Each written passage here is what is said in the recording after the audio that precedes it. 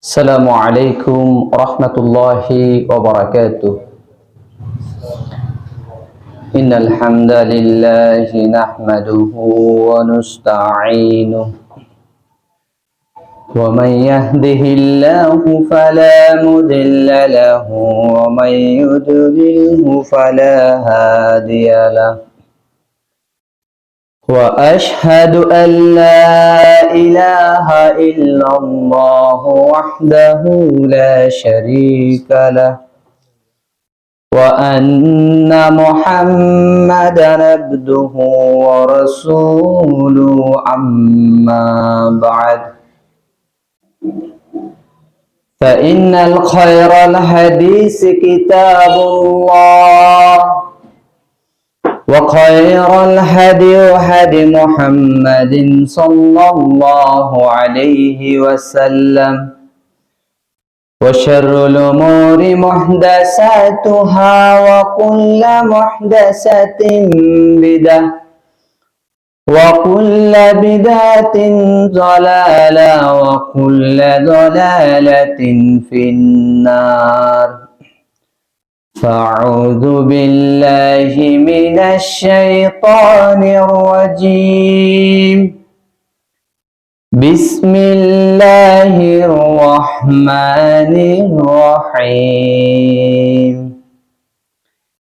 يا أيها الناس اتقوا ربكم الذي خلقكم من نفس واحدة وخلق منها زوجها وبث منهما رجالا كثيرا ونساء واتقوا الله الذي تساءلون به والأرحم إن الله كان عليكم رقيبا.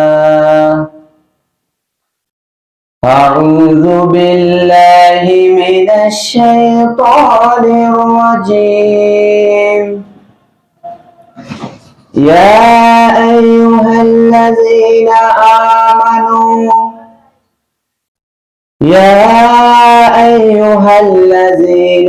آمنوا كتب عليكم الصيام كما كتب على الذين من قبلكم لعلكم تتقون. رب اشرح لي صدري ويسر لي أمري واحلل عقدة من لساني يفقهوا قولي. اللهم صل على محمد وعلى آل محمد كما صليت على إبراهيم وعلى آل إبراهيم إنك حميد مجيد. اللهم بارك على محمد وعلى آل محمد كما باركت على إبراهيم وعلى آل إبراهيم إنك حميد مجيد. সমস্ত প্রশংসা হামদ ও সানা মহান আল্লাহ সুবহান ওয়া তাআলার জন্য, যিনি আমাদেরকে সর্বোত্তম জাতি মুসলিম হিসেবে মুসলিম পরিবারে জন্মগ্রহণ করার তৌফিক দিয়েছেন। আমরা বলি আলহামদুলিল্লাহ। দুরূদ এবং সালাম বর্ষিত হোক প্রিয় রাসূল মুহাম্মদ সাল্লাল্লাহু আলাইহি ওয়াসাল্লামের উপর, তিনার পরিবার, সহচর এবং কিয়ামত অবধি সকল মুমিন বান্দাবান্দির উপর। আল্লাহুম্মা সাল্লি আলা আল্লাহুম্মা বারিক আলা। জুমার দিন অত্যন্ত ফজিলতপূর্ণ গুরুত্বপূর্ণ একটি দিন, যেই দিনে আমাদের করণীয় হচ্ছে যে গোসল করে সুগন্ধি মেখে নতুন ড্রেস পরে আগে আগে পায়ে হেঁটে মসজিদে আসা। আল্লাহ সুবহানাহু ওয়া তাআলা আমাদেরকে এই মহান পবিত্র দিনে, যেটাকে ঈদের সাথে তুলনা করা হয়েছে, আগে আগে যে আমরা আসতে পেরেছি মসজিদে, এটি আল্লাহ সুবহানাহু ওয়া তাআলার দয়া, আলহামদুলিল্লাহ।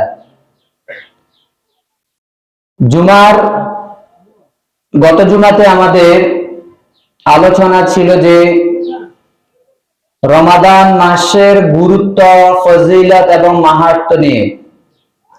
আজকে আমরা সংক্ষিপ্ত পরিসরে কোরআন এবং সহিহ সুন্নাহ থেকে রমাদান মাসে আমাদের করণীয় এবং বর্জনীয় কি কাজ, সেই সংক্রান্ত বিষয় নিয়ে আমরা সংক্ষিপ্তভাবে আলোচনা পেশ করব ইনশাআল্লাহুল আজিজ।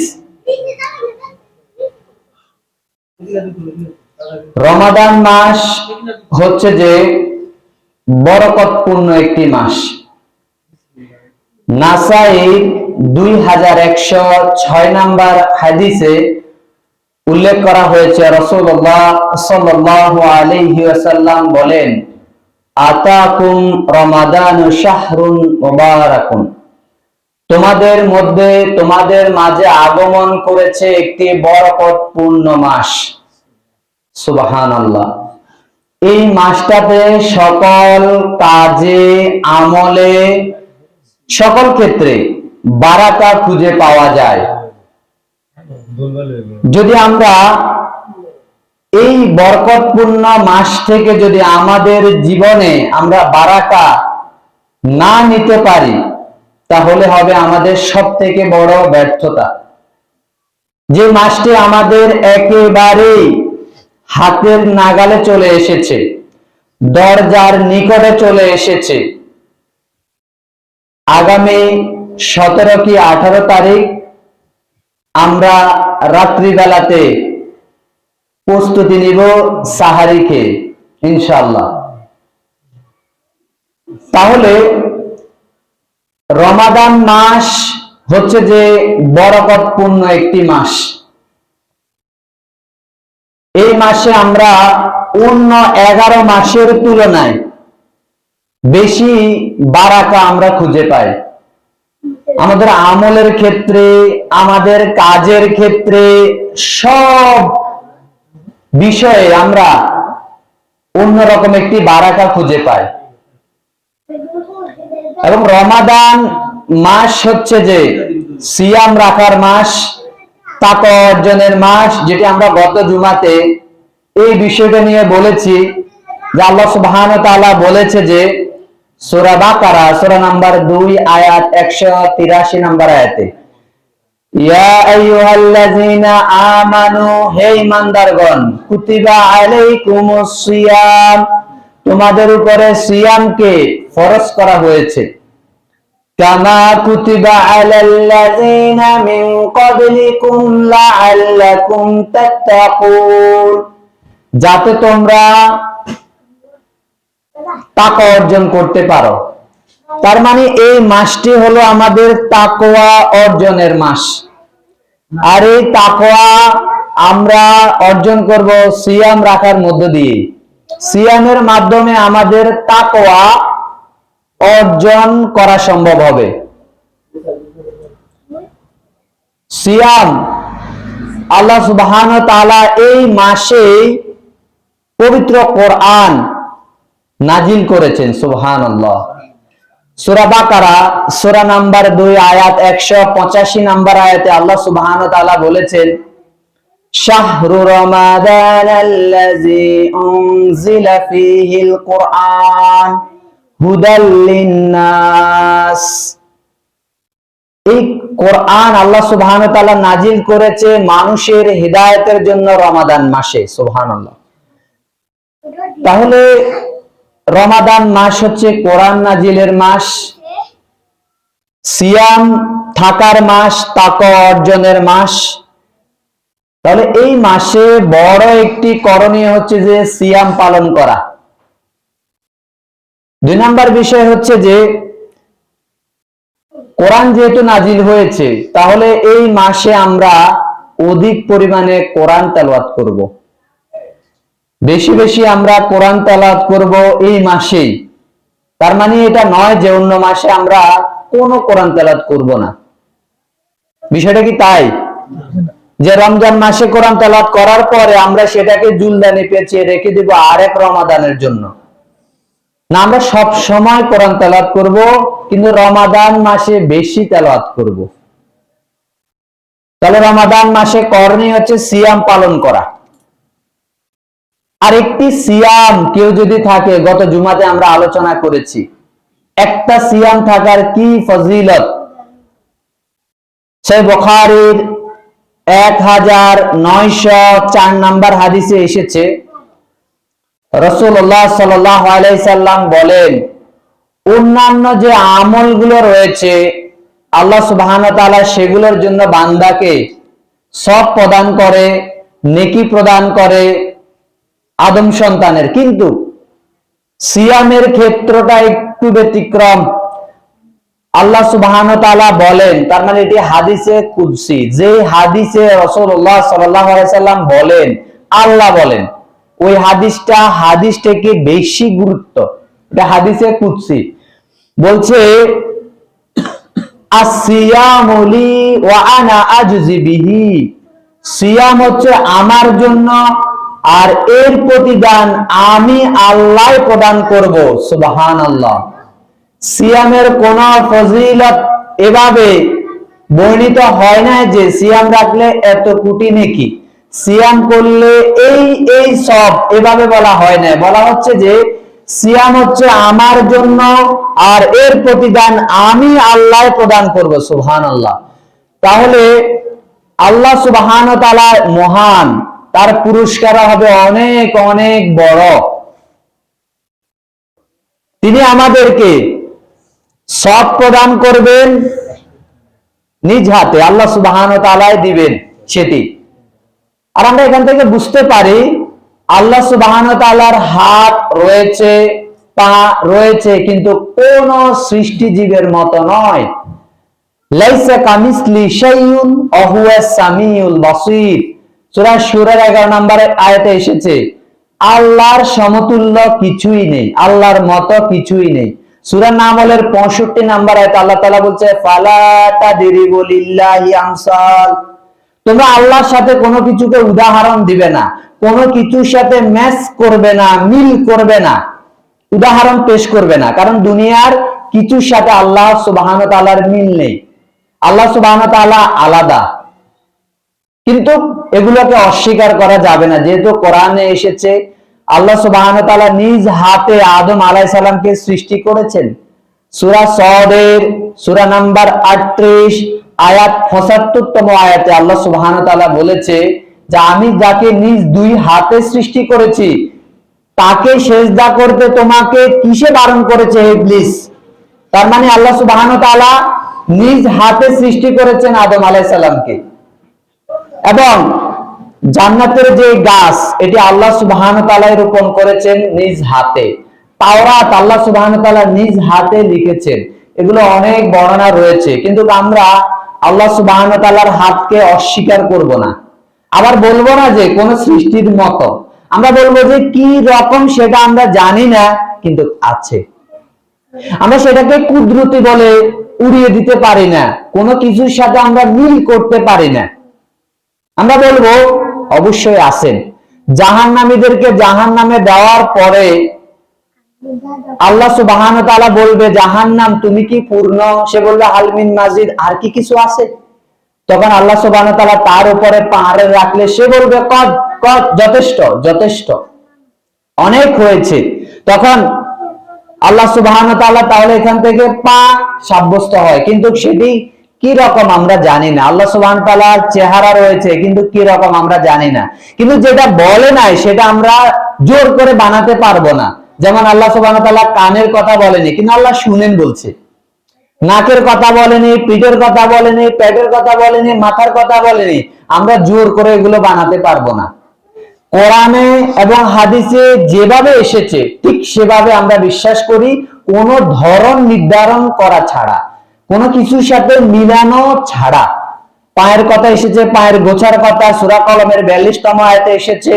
সূরা মাইদার সূরা নাম্বার 5 আয়াত 64 নম্বরে আয়াতে এসেছে আল্লাহর হাত আছে। সূরা মুলকের 1 নম্বর আয়াতে রয়েছে, সূরা নাম্বার 67।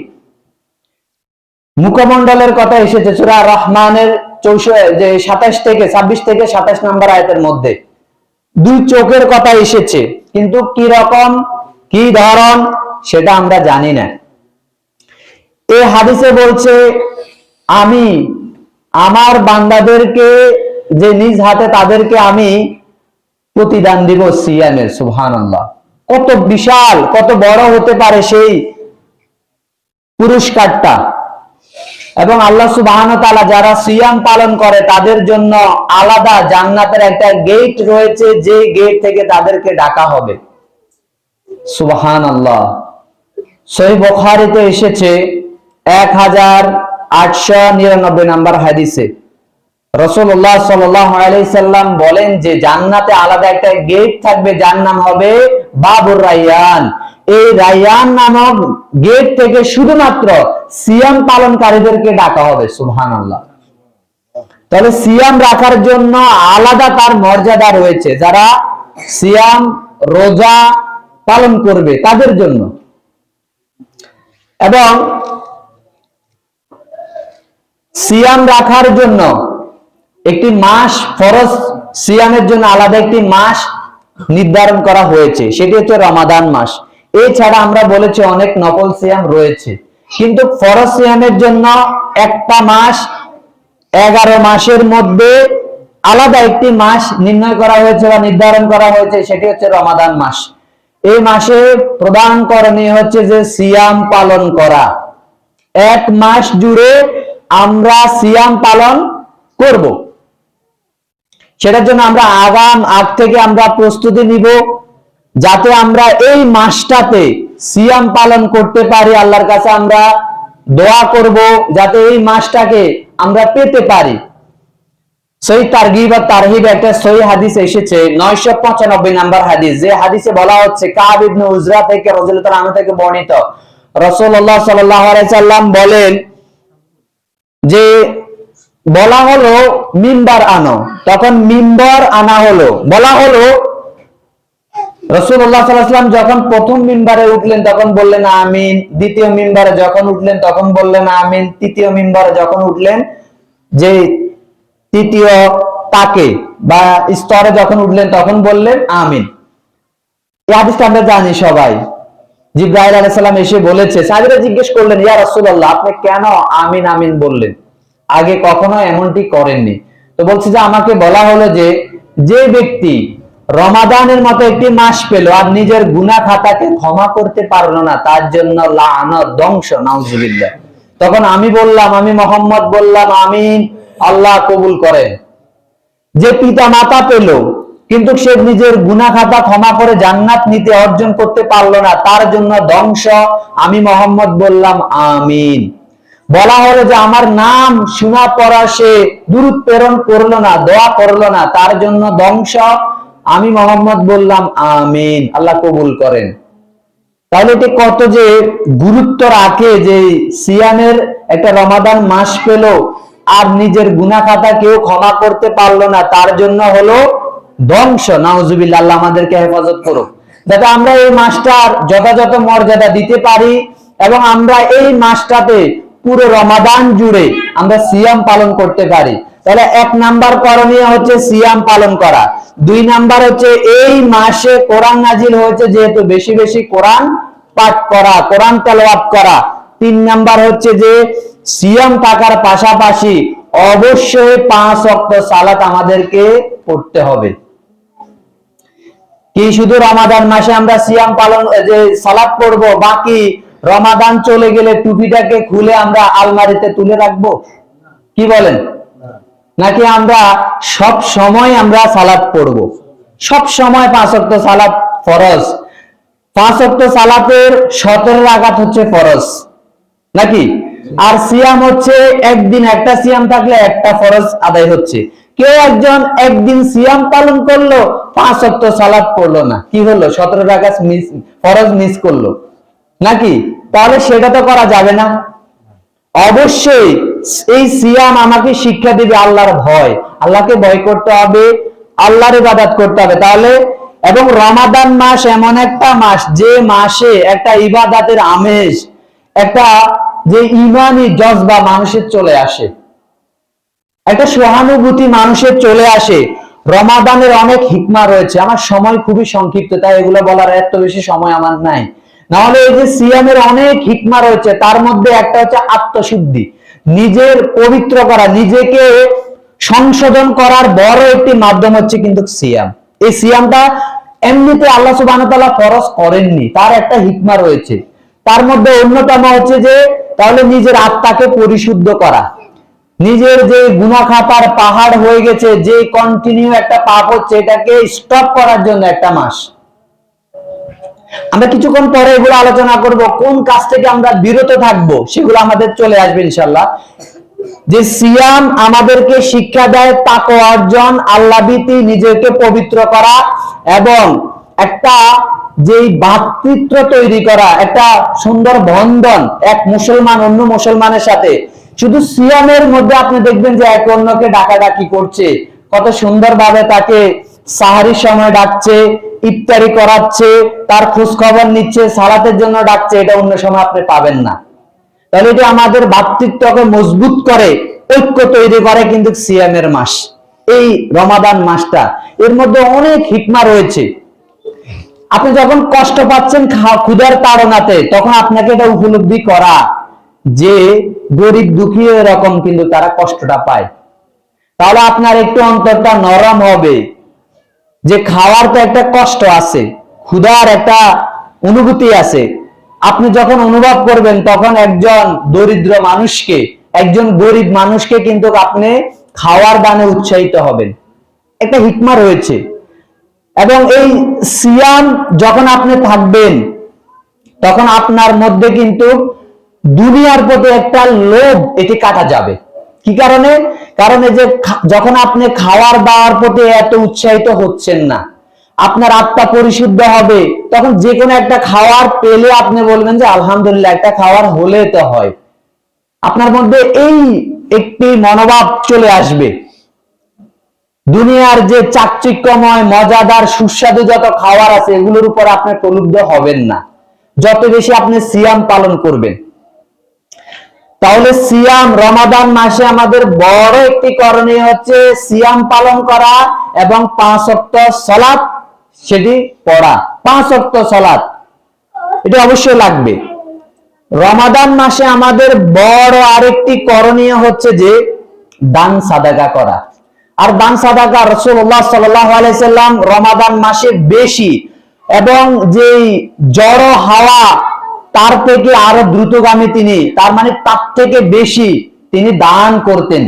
রমাদান মাস দান করার একটি মাস। অনেক যেহেতু এখানে সব রয়েছে, তাহলে বেশি বেশি দান করা। রাসূল সাল্লাল্লাহু দান করতেন, সহিহ বুখারীর হাদিসে উল্লেখ করা হয়েছে 1902 নম্বর হাদিসে উল্লেখ করা হয়েছে যে রাসূল সাল্লাল্লাহু অনেক পরিমাণে জড় বেগে তিনি দান করতেন। তাহলে আমরা বেশি বেশি দান সাদাকা করব। আর দানের একটা ফজিলত বলি যে দানটা হচ্ছে যে as-সাদাকাতু বুরহান, দান হচ্ছে দলিল। যখন বলা হবে যে এই জমি আমার, তখন লোকজন আপনাকে প্রশ্ন করবে দলিল কই। আর আপনি বলবেন আমি জান্নাতে যাব, জান্নাত আমার, আপনাকে বলা হবে যে আপনার দলিল কই, আপনি কি দান করেছেন? দান হচ্ছে ডকুমেন্ট, দান হচ্ছে দলিল। কিয়ামতের মাঠে জান্নাত বুঝে নেওয়ার জন্য হচ্ছে যে দলিল। ওই ব্যক্তি তত বেশি সম্পদশালী হবে যে বেশি দান করে। আল্লাহ সুবহানাহু ওয়া তাআলা তার হাতকে বেশি ভারী করে, বেশি তাকে সম্পদ দেয়, কারণ সে দিয়েছে এটা আল্লাহর সম্পদ, যাতে সে তার মধ্য দিয়ে অন্যকে সে সার্ভ করে, সেবা করে, দান করে, তাকে সে সাহায্য করে। আল্লাহ এটা দেখতে চায়। কিন্তু আপনি যখন প্রতিহিত করবেন সম্পদকে, স্টক করবেন, শুধু সম্পদকে বাড়াবেন, তাহলে আপনার সম্পদে হ্রাস কমতে থাকবে। কিন্তু আপনি যত বেশি দানের হাত উন্মোচিত করবেন, তত বেশি আল্লাহ সম্পদ বাড়িয়ে দিবেন। এবং মুসনাদ আহমেদ গ্রন্থে একটি হাদিস এসেছে যে 23,372 নম্বর হাদিস, রাসূলুল্লাহ সাল্লাল্লাহু আলাইহি সাল্লাম বলছে যে ব্যক্তি দান করে মারা গেল, যার শেষ আমল ছিল কিছু সাদাকা আল্লাহর জন্য। তাহলে দান করতে হবে মানুষকে শোনানোর জন্য নাকি? কার জন্য? আল্লাহ সন্তুষ্টির জন্য যে দান করেছে আর তার মৃত্যু উপনীত হয়েছে, বলা হলো যে ফাদাকালাহুল জান্নাহ, সে জান্নাতে চলে গেছে। সুবহানাল্লাহ। যে দান করেছে আর মারা গেছে তার সে জান্নাতে চলে গেছে। এই হাদিসে বলা আছে যে একটা সিয়াম পালন করলো আল্লাহ সন্তুষ্টির জন্য আর মারা গেল, ফাদাকালাহুল জান্নাহ, সে জান্নাতে চলে গেল। সুবহানাল্লাহ। যে লা ইলাহা ইল্লাল্লাহ বললো আর মারা গেল, তার জন্য জান্নাত। তিনটা কথা কিন্তু এসেছে এই হাদিসটাতে। তাহলে দান সাদাকা বেশি বেশি করা, রমাদান মাস উন্মুক্ত হাতে শুধু দান সাদাকা করতে থাকা, যতটুকু পারা যায় নিজের সাধ্য অনুযায়ী দান সাদাকা করা। রমাদান মাস তাহলে দান সাদাকা করারও একটি মাস, যে মাসে আমরা অধিক পরিমাণে কি করব? দান সাদাকা করব, মানুষের যে কল্যাণে ব্যয় করব, আমরা মানুষের উপকারার্থে আমরা ব্যয় করব, মসজিদে দান করব, মাদ্রাসাতে দান করব, আমাদের দানের হাতকে আমরা প্রসারিত করব। সহিহ বুখারী 1114 নম্বর হাদিসে এসেছে যে ইন্নাল্লাহ তাইয়্যিব, আল্লাহ তাআলা পবিত্র, লা ইয়াকবালুল্লাহ ইল্লা তাইয়্যিবান, আল্লাহ পবিত্র ছাড়া গ্রহণ করেন না। আপনি হারাম টাকা দান করলে আল্লাহ কবুল করবে? চুরি টাকা, অবৈধ টাকা, দুর্নীতির টাকা, এটাকে আল্লাহ কবুল করবে না। আল্লাহ বলছে আল্লাহ পবিত্র, আল্লাহ হালাল ছাড়া, পবিত্র ছাড়া আল্লাহ গ্রহণ করেন না। তাহলে আপনার কোন সম্পদ ব্যয় করতে হবে? হালাল টাকা, বৈধ টাকা আপনি দান করতে হবে আল্লাহ সন্তুষ্টির জন্য, এবং সেটা আল্লাহ তাআলা ডান হাতে গ্রহণ করেন এবং সেটা বৃদ্ধি করতে থাকে। রাসূলুল্লাহ সাল্লাল্লাহু আলাইহি সাল্লাম বলছে তেমন ভাবে বৃদ্ধি করেন যেমন তোমরা তোমাদের যেই গরু ছাগল গুলো আমরা যখন বড় করি তখন অনেক বংশ বিস্তার ঘটে, তো বলছে এরকম আল্লাহ সুবহানাহু ওয়া তাআলা তোমার দানকে বৃদ্ধি করতে থাকে, পাহাড় সমতুল্য করে ফেলে যদিও তুমি খেজুরের একটি অংশ দান করো। সুবহানাল্লাহ। খেজুরের একটা টুকরা দান করো তোমার হালাল রিজিক থেকে, তাহলে আল্লাহ সুবহানাহু ওয়া তাআলা সেটা ডান হাতে কবুল করেন এবং বৃদ্ধি করতে থাকেন, সেটাকে পাহাড় সমতুল্য করে ছাড়েন। সুবহানাল্লাহ। তাই আমরা কার্পণ্য করব না, অধিক পরিমাণে দান করব। আমি যে মসজিদে দান করছি, এটা কি মসজিদের কমিটি খেয়ে ফেলছে? তারা তো কাজে লাগাচ্ছে, তারা যদি খেয়ে ফেলে তাহলে আপনি তো সব পেয়ে যাবেন নাকি? আপনার উদ্দেশ্য তো সৎ, যে আপনি উপকারার্থে আপনি দান করেছেন, কল্যাণার্থে দান করেছেন, যদি তারা খেয়ে ফেলে তাহলে কিন্তু আপনি সব কিন্তু পেয়ে যাবেন, আপনার নিয়ত ছিল সৎ। আপনি যদি গরিব দুঃখীকে দান করেন, যদি জানেন যে সে হচ্ছে যে একজন চোর, জানেন যে সে হচ্ছে যে একজন খারাপ মানুষ, তাহলে বিরত হতে হবে। আর যদি না জানেন তাহলে তো ভালো মনে করে আপনি দান করছেন তাকে, সেটি ভালো, আপনি সব অবশ্যই পাবেন। যখন জানবেন যে এ হচ্ছে অসৎ, তাহলে বিরত থাকতে হবে, তাহলে তার অসৎ কাজে সাহায্য হবে। সে এই টাকা নিয়ে আরো বেশি সে খারাপ কাজ করবে। আগে মদ খেত, এই টাকা নিয়ে এখন তো তার ঈদ হয়ে গেছে, একেবারে সে অধিক পরিমাণে খাবে, তো অন্যায় কাজে সাহায্য হলো নাকি? তাহলে সেটা তো আর করা যাবে না, যখন জানা যাবে তখন স্টপ হতে হবে, তার অন্যায় কাজে সাহায্য করা যাবে না। তাহলে রমাদান মাসে আমাদের বড় একটি করণীয় হচ্ছে কি করা? দান সাদাকা করা নাকি? দান সাদাকা। এবং রমাদান মাসের আরেকটি বড় করণীয় হচ্ছে যে আমরা অন্যকে খাওয়াবো। এবং হাদিসে এসেছে যে ব্যক্তি, যে রাসূলুল্লাহ সাল্লাল্লাহু আলাইহি সাল্লাম বলেন, তিরমিজির হাদিসে এসেছে 806 নম্বর হাদিসে, মান ফিতরা, যে ব্যক্তি মানে একটুখানিও দান করে। আচ্ছা, এখানে হচ্ছে যে একজন রোজাদারকে ইফতার করায়, অনেক সময় দেখা যায় না যে সে ইফতার করতে পারছে না, তো আমি তাকে ইফতার করালাম, তাহলে কি হয় যে ওই ইফতার করার যে সবটুকু কিভাবে পাবো? তার পুরো সিয়াম রাখার সবটা আমি পেয়ে যাবো। সুবহানাল্লাহ। তাই কারণে এই মানে দান, তাকে ইফতার করানো হতে পারে সেটা একটা খেজুরও যদি হয়। অনেক সময় সে আমার সাথে বসেছে, আমি আমার জায়গা, আমার প্লেট থেকে তাকে কিছু দিলাম, এখানে কিন্তু আমি সবটা পেয়ে যাব, তাকে আমি ইফতার করাচ্ছি। তার মানে এটা না যে একেবারে সব তাকে ইফতার আমি করাতে হবে, তাকে কিছু দেওয়া, ঠিক আছে? এটা হচ্ছে যে খাওয়ার দেওয়া। অন্যকে, অনেকে আছে যে বাড়িতে ইফতার পাঠায় না, অনেক সময় সাহারির সময় তাকে ডেকে কিন্তু খাওয়ায়, এটা কিন্তু অনেক কল্যাণের। তার মানে রমাদান মাসে বেশি বেশি অন্যকে খাওয়ানো, এটা একটা কিন্তু করণীয়। তারপরে বললাম রমাদান মাসের আরেকটি করণীয় হচ্ছে যে, এক নম্বর হচ্ছে সিয়াম পালন করা, দুই নম্বরে বলছি যে অধিক পরিমাণে কোরআন তেলাওয়াত করা, তারপরে বলছি যে সালাত পড়া, তারপরে হচ্ছে যে আমরা অধিক পরিমাণে দান করব, অন্যকে খাওয়াবো, রমাদান মাসে আমরা সাহারি করব, এটি একটি করণীয়। সাহারি করব, অনেকে কিন্তু বলে সেহেরি। সেহের মানে কি? জাদু। তো আমি কি জাদু খেয়েছি? না, এটা বলা যাবে না। সাহার হচ্ছে যে রাত্রি বেলাতে যেটা সুবহি সাদিকের পূর্বক্ষণে সিয়ামের নিয়তে যে খাবার, সেটা হচ্ছে যে সাহারি। কি বলেন? সাহারি। কিন্তু আমরা বলি আমরা সেহেরি খেয়েছি। সেহের মানে তো জাদু। তো কি জাদু খেয়েছি নাকি? না, এটা সংশোধন করতে হবে, বলতে হবে যে সেহেরি খেয়েছি। আর এটি খাওয়া অনেক বরকতপূর্ণ। রাসূলুল্লাহ সাল্লাল্লাহু আলাইহি সাল্লাম বলছে যে তাসাহহুরু ফাইন্নাহু ফিস সাহরি বারাকা, যে তুমি সাহারি খাও, কারণ এই সাহারিতে রয়েছে কি? বরকত রয়েছে। তাহলে সারা দিনে একটা বরকত কিন্তু পাওয়া যাবে, একটা শক্তি সামর্থ্য কিন্তু হবে। আর যেহেতু আমাদের সুবহি সাদিকের পূর্বক্ষণে, আজান দেওয়ার পূর্বক্ষণে আমাদের খাওয়ার কি হয়? বন্ধ হয়। তাহলে এই খাবারের জন্য আমরা উঠবো, একটা নতুন আমেজ তৈরি হয়, সবাই একজন আরেকজনকে ডাকে, উঠে সাহারি খাবো। অনেকে মনে করে যে রাতের 1টা বাজে খেয়ে নিলে হয়ে যাবে। আপনাকে ওই যে ফজরের পূর্বক্ষণে আজান দেওয়ার আগে আগে খাওয়াটা শেষ করতে হবে। ঠিক আছে, এটি হচ্ছে একটা করণীয়। এবং যদি একটু পানীয় হয় তাহলে খাওয়া, যেটি সহিহ তারগিব ওয়া তারহিবের 1001 নম্বর হাদিসে এসেছে, একটু পানি, একদম পানি হলো খাওয়া। আবার একটি কল্যাণকর উত্তম হচ্ছে যে যদি খেজুর পাওয়া যায়, সাহারির সময় 2-1টা খেজুর খাওয়া। এবং ইফতারির সময় উত্তম ইফতার হচ্ছে যে যেখানে খেজুর থাকে। রাসূলুল্লাহ সাল্লাল্লাহু আলাইহি ওয়াসাল্লাম খেজুর খেতেন। খেজুর দিয়ে যদি আপনি ইফতারি করতে পারেন, এটা গুড, ভালো। যদি না পাওয়া যায়, পানি দিয়ে শুরু করবেন। পানিও নাই, অন্য খাবার দিয়ে শুরু করেন, কোনো অসুবিধা নেই। ঠিক আছে, একটু খেজুর যদি প্রথমে নেওয়া যায়, এটা সব থেকে ভালো, এটা উত্তম। তার মানে এটা ফরজ না। তাহলে সাহারি করা এবং ইফতার করা, এবং রমাদান মাসে নারীদেরকে একটু সহজ করে দেওয়া, মানে কি? অন্যান্য সময় তাদের যে কাজের একটা বোঝা থাকে, নিজ থেকে একটু তাদেরকে ইজি করে দেওয়া, যাতে একটু তারা বেশি ইবাদত করতে পারে।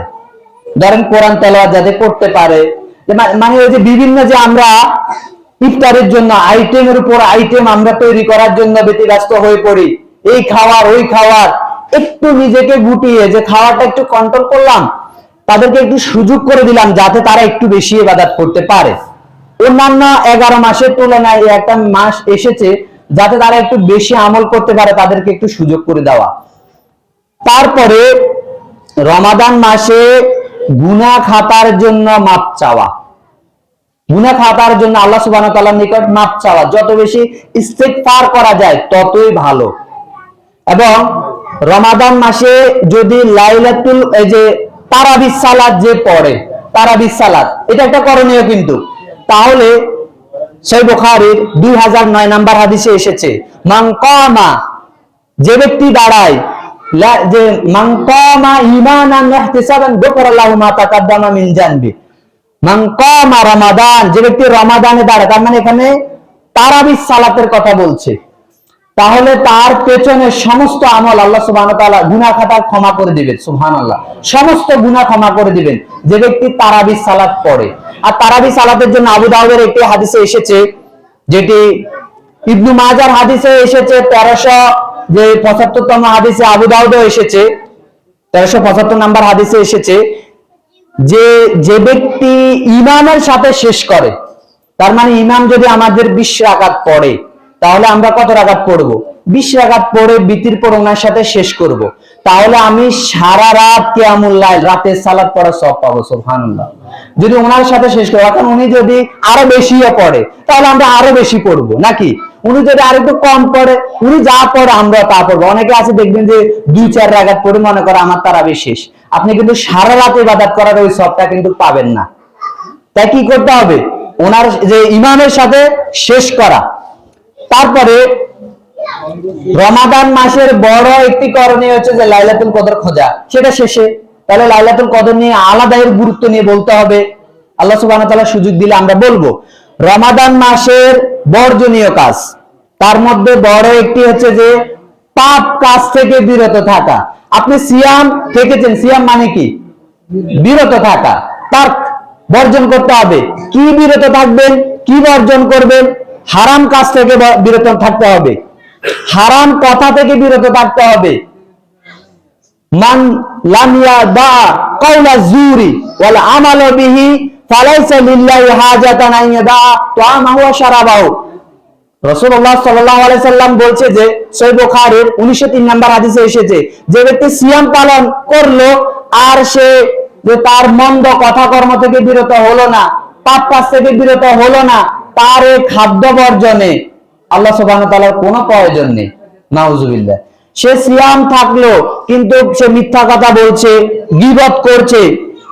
আমাদের দেখবেন যে দোকানে বসলে সবথেকে বড় একটা পাপ হয়, সেটা হচ্ছে গীবত।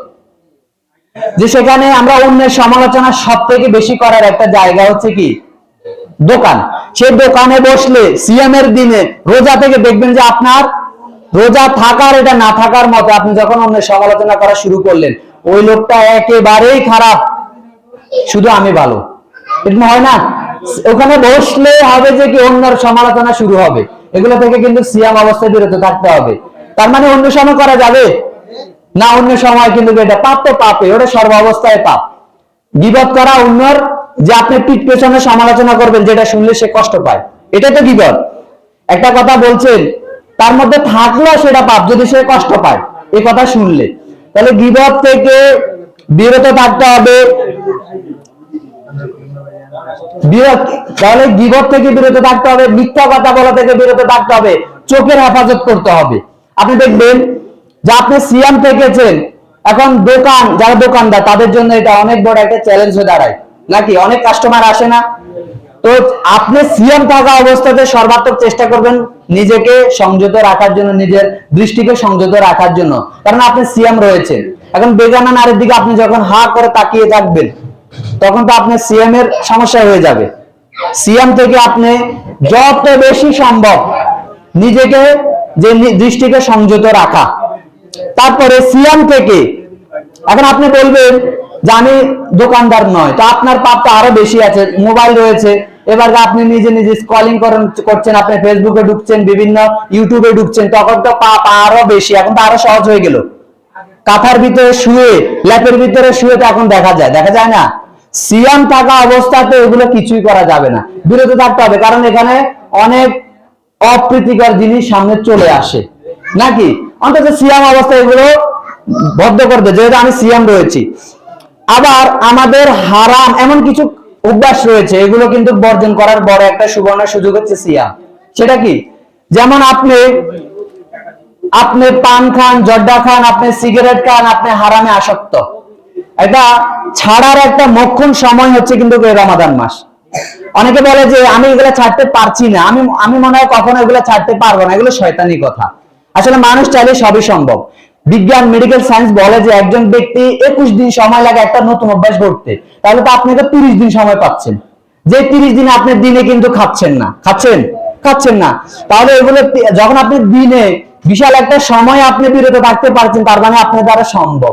অথচ আপনি অভ্যাসে পরিণত করে নিয়েছেন, নিজেকে নিজে কন্ট্রোল হারিয়ে ফেলেছেন। আপনি যদি টার্গেট নেন যে আমি এই সিগারেট খাওয়াটা ছেড়ে দিব, আর এটার আমার ট্রেনিং হবে যে 1 মাসটা, এই 1 মাস থেকে আমি খাবো না। অনেকে দেখবেন যে এরকম ইফতার করার সাথে সাথে একটা ধরিয়ে দেয়, তো তার মাথা না হলে ঠান্ডা হয় না বলে, এরকম ঘটে না? মসজিদে যখন আসে তার পাশে কেউ দাঁড়াতে পারে না। বিশ্বাস করেন, যে খায় না তার কাছে খুবই দুর্গন্ধ লাগে। যেখানে কাঁচা পেঁয়াজ খেয়ে আসাটা নিষেধ, সে জায়গাতে এটা তো আরো বেশি মারাত্মক। ফেরেশতারা ওই মানে দুর্গন্ধ সহ্য করতে পারে না, যেটা মানুষ সহ্য করতে পারে না। তাহলে কাঁচা পেঁয়াজ খেয়ে এসে গন্ধের কারণে নিষেধ করা হলো, তাহলে আপনার সিগারেট গ্রাম এটা কি জায়েজ নাকি, অনুমোদন নাকি? এটা তো মানুষের কষ্ট দেওয়া, নাকি? এই যে নিজেকে পরিশুদ্ধ করার জন্য এই মাসটা, নিজে নিয়ত করা যে আমি আর জর্দা খাবো না, এই মাসে টার্গেট নিব যে আমি আর খাবো না, এই 1 মাসে আমি একটু ট্রেনিং নিব, 1 মাস না খেয়ে আমি আস্তে ছেড়ে দেব, নাকি? সম্ভব না? সম্ভব, চাইলে সম্ভব। তারপরে সিয়াম রেখে তাহলে আমাদের বলছে গীবত করা যাবে না, এটা নিষেধ। এবং যে সিয়াম রেখে পরনারীর দিকে তাকানো, বিরত থাকতে হবে। আপনি কিন্তু পাপ থেকে বিরত থাকতে হবে। সিয়াম শুধু না খায় থাকার নাম নয়, সিয়াম হচ্ছে যে হারাম থেকে বিরত থাকা, সকল অনাচার থেকে বিরত থাকা, এবং বৈধ কাজে বিরত থাকতে হয়। স্ত্রী সহবাস বা যে জৈবিক চাহিদা, এটা কিন্তু বৈধ, আপনি হালাল স্ত্রী, তারপরে কি সংযত থাকতে হবে। তার মানে নিজের আত্মাকে কন্ট্রোল করার বড় একটা সুবর্ণ সুযোগ হচ্ছে সিয়াম। নিজেকে কন্ট্রোলিং এ নিয়ে আসা, ঠিক আছে। তারপরে হচ্ছে যে সিয়াম রেখে আমার যেগুলো করা যাবে না, তার মধ্যে হচ্ছে যে জর্গাজাটি করা যাবে না, অপ্রয়োজনীয় কথাতে মত্ত থাকা যাবে না, বেপাস কথাবার্তি অহেতুক কথাবার্তিতে লিপ্ত থাকা যাবে না, নিজেকে কন্ট্রোলিং এর ভিতরে নিয়ে আসা। এই যে আচ্ছা, সিয়াম থেকে ঘুষ তো খাওয়া যাবে নাকি, সুদ তো খাওয়া যাবে, কি বলেন? এগুলো হারাম, সকল হারাম থেকে বিরত থাকতে হবে নাকি, সকল হারাম থেকে বিরত থাকতে হবে।